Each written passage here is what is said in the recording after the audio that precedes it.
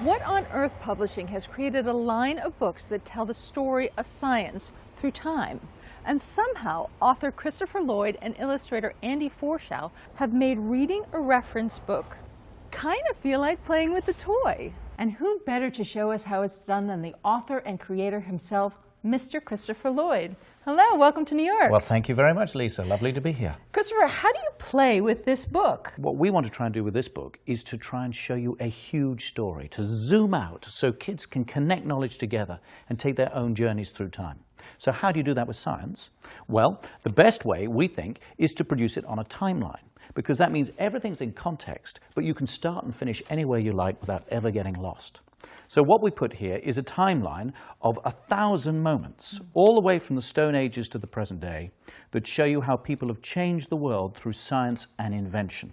But it's something you don't just have to leave in the book, because you can unfold it. And one of the real powerful ways of using paper is to think beyond the box, if you like, and to think, how can we tell a story in a way that you can't tell it on a screen? And something where you can really present a giant, big, amazing landscape of achievement.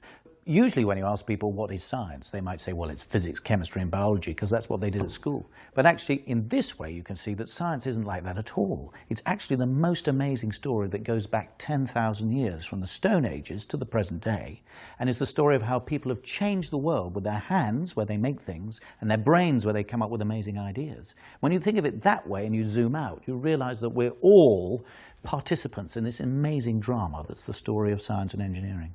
And there's some very key points happening. We see sort of a darkness in here, and then we get to this triangular prism. Yes. Of who? Who is that guy? Sir Isaac Newton. And what you will see is this beam of light represents the timeline, and it shines into the prism, and the date is about 1670.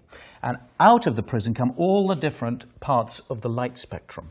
And this represents the spectrum of science on a scale from abstract, like maths and measurement, through to infinity, which is outer space at the top. This idea of the timeline adding up or stacking up really plays out in one of the other books, which is the History of the World. History of the World Indeed. book. So let's look at that one. So this one, again, it unfolds, and it starts with the beginning of the universe in space. And every chapter is a different color.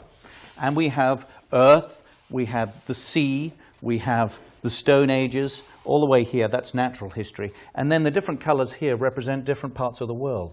And what's exciting about this way of presenting the big picture is that you can make connections. Like, you can choose a date, and in 1520, for example, we have a very famous king of England. His name's Henry VIII. And then at the same time, you can see in China, they're building the Great Wall of China. And the Incas are living in Machu Picchu, and the Africans in Great Zimbabwe. And this man, Luther here, who we just celebrated 500 years since he hammered his protest on the doors of Wittenberg Cathedral. So it's an exciting way of seeing what's happening when. Each timeline wall book has a quiz in the back to encourage kids to dig into the contents. And it releases a little shot of joy or dopamine in the brain when they discover they know something that their parents, or even better, their teachers, don't know. You have made paper exciting. Well, paper is exciting, but I think what we're trying to do is to rediscover ways of using traditional storytelling techniques that make them different from what kids are used to, perhaps, in the modern world. And we shouldn't forget that paper and touching things with your hands and using really big spaces is a tremendously powerful way of telling a big story. Thank you so much for spending time with us. Thank you for having me on the show. This has been Beth Kovetz for Science in You. That's our show for today. Thanks for joining us. I'm Tina Beth Pina. We'll see you next time.